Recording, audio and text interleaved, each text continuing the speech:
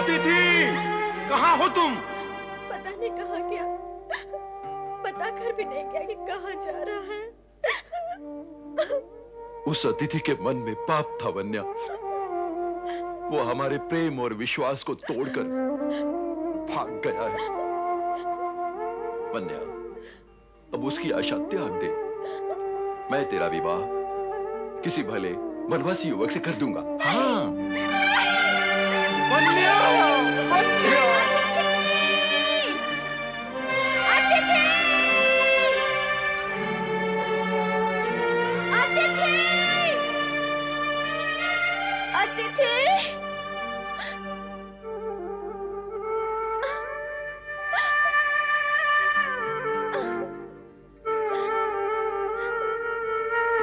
तुमने मुझसे विश्वासघात क्यों किया अतिथि? मैं तो तुम्हें अपने मन मंदिर में बिठाना चाहती थी और तुमने, कम से कम तुम मुझे बता कर तो जाते। क्या तुम, क्या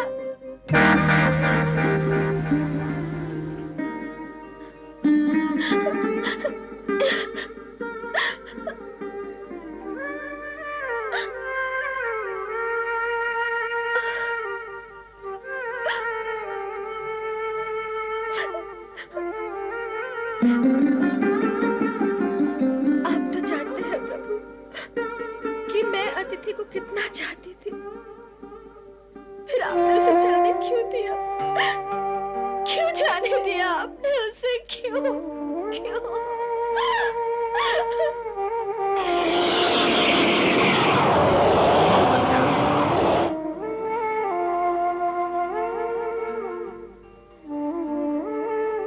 वही हुआ जो विधि के अनुसार होना था। इसलिए अब तुम अपने आप को दुखी न करो।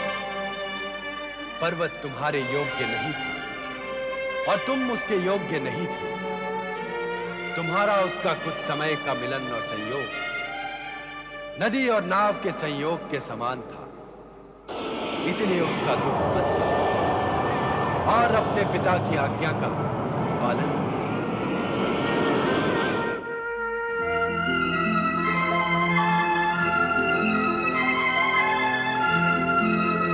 वन्या, मेरी पुत्री। बापू, अब तुम जैसा कहोगे ना, मैं ठीक वैसा ही करूंगी। चल, भगवान शंकर चाहेंगे तो सब ठीक हो जाएगा। चल। हेलो, कहाँ जा रहे हो? महाराजा संदेश से इनसे मिलने। अरे हम तो मुनि हैं, हमारे लिए यहाँ प्रवेश पर कोई प्रतिबंध नहीं है। महाराज का आदेश है, महल में किसी साधु मुनि को प्रवेश ना करने दिया जाए। आप चले जाओ यहाँ से। मेरा मित्र नारद यही महल के भीतर है, मैं उसे मिलना चाहता हूँ। नारद, उस भ्रमंचक पापी वानर मुखी नारद ने हमारी राजकुमारी दमयंती का जीवन नष्ट कर दिया है। उसका तो नाम लेना भी पाप है। आप चले जाओ यहाँ से। वो पापी है, ये पुण्यात्मा, ये सुनने के लिए नहीं आया हूँ मैं यहाँ पर। मैंने कहा ना, मैं उससे मिलना चाहता हूँ बस। महाराज रक्षा करें, महाराज, महाराज अपने इन प्रतिहारियों से मेरी रक्षा करें। अब ये बताएं कि मेरा मित्र नारद कहाँ है? सुनो मुनिवर, जिस प्रकार उस नारद को इस महल से निकालकर बाहर कर दिया गया है, उसी प्रकार आपको भी निकालकर बाहर कर दिया जाएगा। भलाई इसी में है कि उसका नाम भी हमारे सामने ना ले। कैसी दुर्दशा की है उस नारद ने हमारी पुत्री दमयंती की। उसे विक्षिप्त कर दिया है, छीन लिया है हमसे। एक राजकुमारी होते हुए भी उसे भिखारिन सा जीवन व्यतीत करना पड़ रहा है। हम चाहते तो इस अपराध के लिए नारद को प्राण दंड दे सकते थे, परंतु कहीं दमयंती भी उसके पीछे अपने प्राण न त्याग दे, इसी विचार से हमने उसके विरुद्ध कुछ नहीं किया। अब इतना बताएं कि वो दोनों कहाँ हैं? हम कुछ नहीं बताएंगे। कृपा करो और चले जाओ यहां से।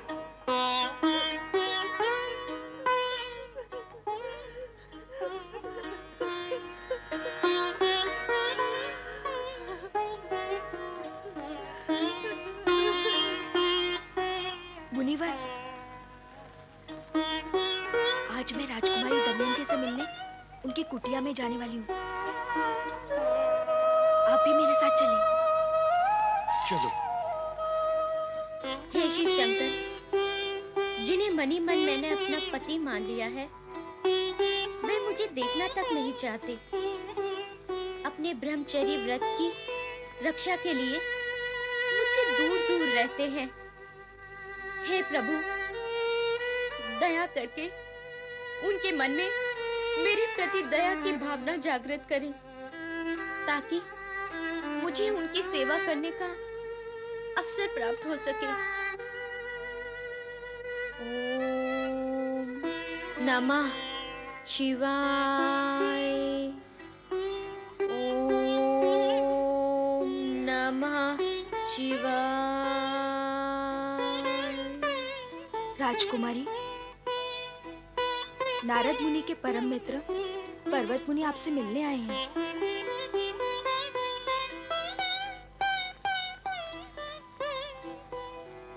प्रणाम पर्वत मुनि। आपका कल्याण हो। वही तो नहीं हो रहा है। कल्याण का कार्य करने के पश्चात आप कल्याण की कामना कर रहे हैं, तो दोनों में से सत्य क्या है मुनिवर? अकल्याण का कार्य मैंने किया?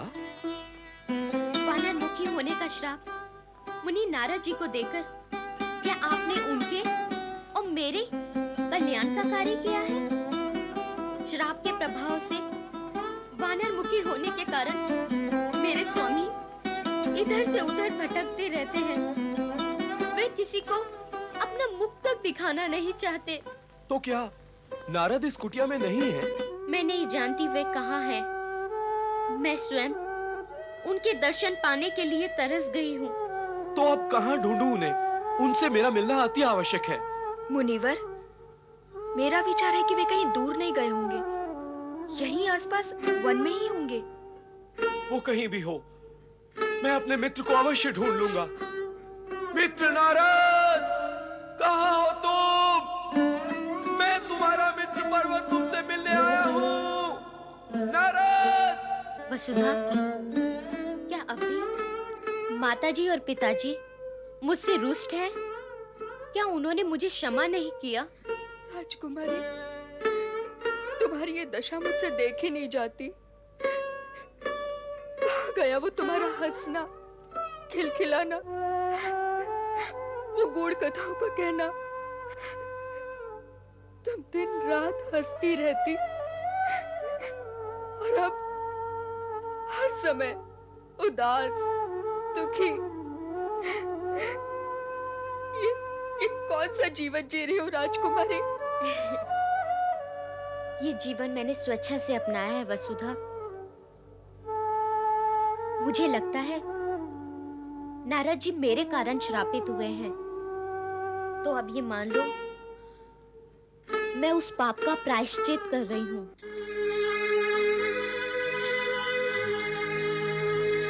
मित्र नारद!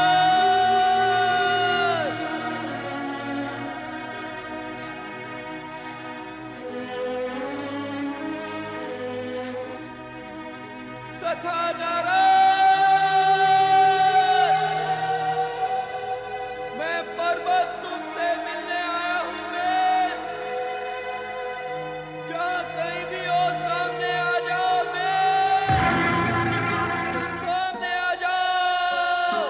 पर्वत, पर्वत यहाँ क्या कर रहा है? नारद! भ्राता नारद! मित्रवर नारद, तुम्हें श्राप देने का पाप मेरा पीछा नहीं छोड़ रहा है। तुमसे दूर रहकर मैंने अनेक प्रकार के कष्ट उठाए हैं। अब मैं बहुत पछता रहा हूँ और तुम्हें श्राप से मुक्त करना चाहता हूँ। मित्र नारद, यदि अब भी मुझ में कुछ सिद्धि शेष बची है, तो उस सिद्धि का प्रयोग तुम्हारी शाप मुक्ति में हो। तुम फिर से प्रफुल्ल बदन नारद बन जाओ। ओम नमः शिवाय।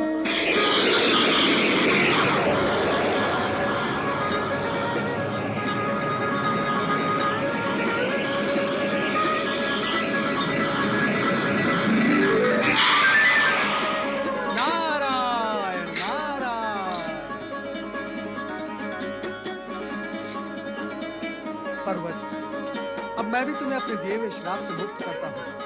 अब तुम भी पूर्व के समान गगन में गमन करके इच्छित स्थान पर जा सकते हो। नारायण नारायण।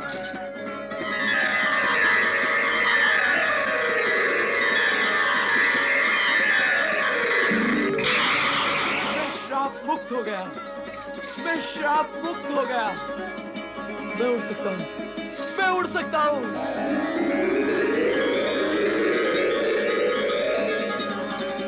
मित्र नारद, तुम धन्य हो।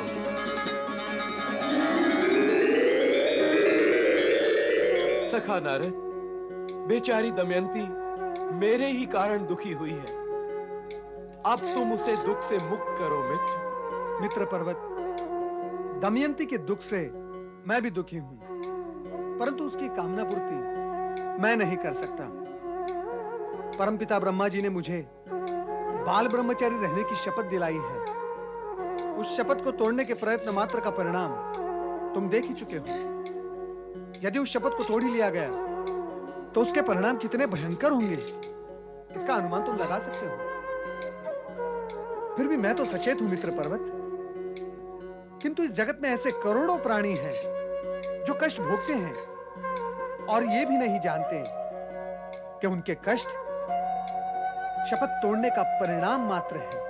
अनजाने में मुझसे भी एक ऐसी ही भूल हो चुकी है नारद। एक वन कन्या मुझे अपना हृदय समर्पित कर चुकी थी, किंतु अपने ब्रह्मचर्य व्रत की रक्षा के लिए मुझे उसे छोड़कर चले जाना पड़ा। किंतु तुम दमयंती की एक निष्ठा के लिए कोई उपाय अवश्य करो मित्र। दमयंती जैसी सती साध्वी और त्यागी नारी को दुखी करने का पाप मैं नहीं कर सकता। मैं तो उसे सत्य और वस्तु स्थिति से अवगत करा के उसे समझाने की चेष्टा करूंगा।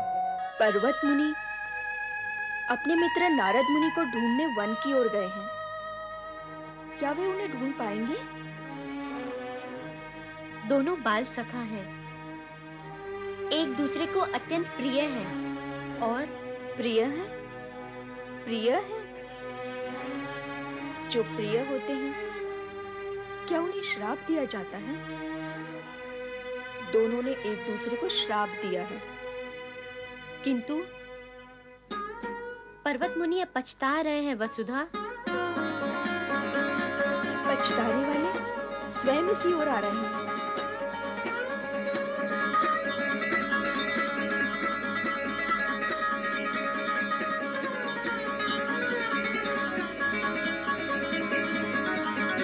मेरी तपस्या फलीभूत हुई वसुधा। देख, नारद मुनि पहले के समान सुंदर और मनमोहक दिखाई दे रहे हैं। नमस्कार देवी दमयंती। मित्र पर्वत ने मुझे श्राप मुक्त कर दिया है, परंतु आपने जो मेरे कारण दुख उठाए हैं उसका निवारण क्षमा याचना से नहीं हो सकता। परंतु मैं विवश हूं, अपने धर्म, कर्म और सिद्धांतों में मैं बंधा हुआ हूं। इससे पूर्व भी मैंने आपसे कहा था कि आपका और मेरा विवाह असंभव है। फिर भी आपने अपना संकल्प छोड़ा नहीं। अपने पिता के महल के सुख को त्याग कर आप यहां मेरे साथ इस कुटिया में दुख उठाते रहे।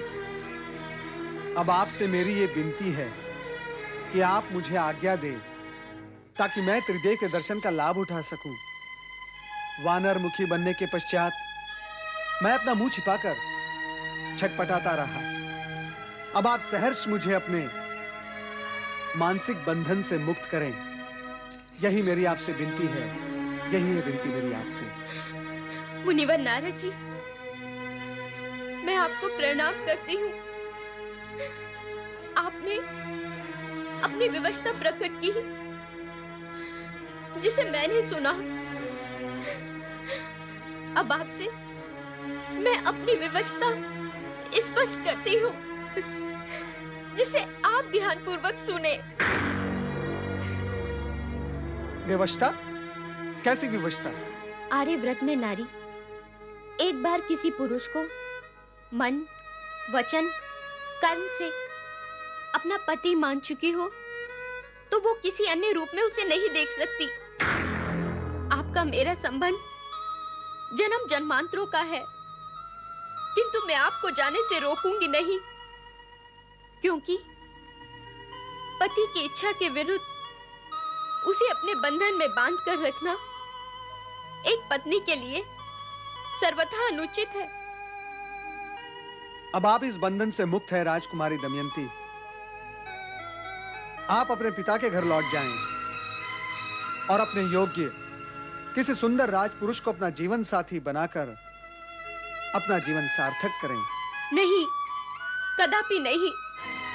अब मैं अपने पिता के घर लौटकर नहीं जाऊंगी। यहीं आपकी इसी कुटिया में रहकर एक सन्यासिनी का जीवन व्यतीत करते हुए मृत्यु पर्यंत शिव आराधना करती रहूंगी। आप सहर्ष जाएं स्वामी, सहर्ष जाएं। मेरी तनिक भी चिंता ना करें। अब तो शिव शंकर ही मेरे रक्षक और पालनहार है। ओम नमः शिवाय। ओम नमः